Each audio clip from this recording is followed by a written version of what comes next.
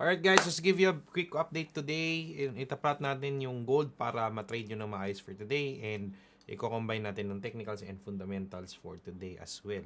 So diretso na ako guys. Again, sinabi ni Donald Trump kaninang 1 o'clock 2 hours ago na may complete ceasefire na. Nagbatuhan na sila. Sabi pa nga ni Iran na ito na yung last missile namin bago niya nagsabi yung ceasefire na yan, may nabato na kaming missile. So, last na yun. Okay, that actually turned the market diretso breaks down because of that de-escalation ngayon. And usually kasi si gold moves, no? Pag may war, nag-aangat talaga ng presyo yan because of safe haven asset. Okay, so now let's check the chart update ngayon. So, nagkaroon tayo ng mga breakdown from the moving average 20 and this support level also created that breaks down as well. So, anong gagawin mo ngayon? Of course, follow tayo sa trend.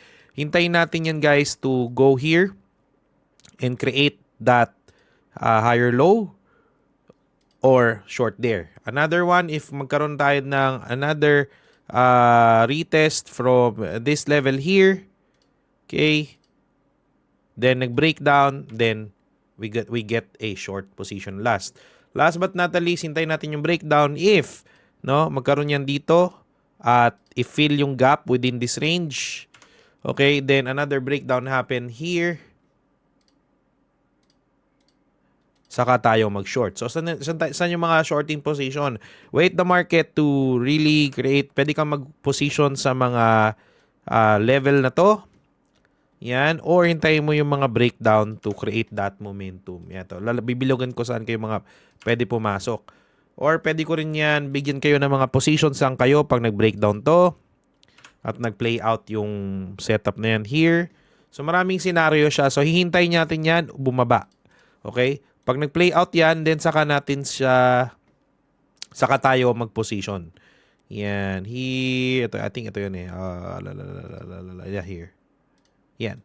So pag tinamaan itong mga levels na yan at nagsa-start nag-breakdown, then that's the time we enter. Kung gusto mo nang pangunahan si market on entering your position so that you will have a very strong conviction sa mga resistance na yan, yung mga bilog na yan, you can do that. Or wait for those levels to break down. Then that's the time you trade as well. Okay? So, list nito within the day, pwede itong i-play out niya itong level na to. Ito, yan.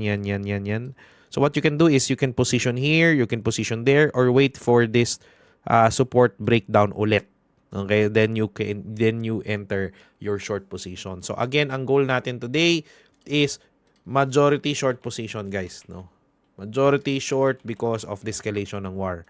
Okay, yan ang pwedeng opportunity for gold. Magpo-post ako more. If you like this kind of video, just please subscribe or share para alam ko na ito yung video na i-produce ko on a daily basis. I'll see you on the next video. Bye.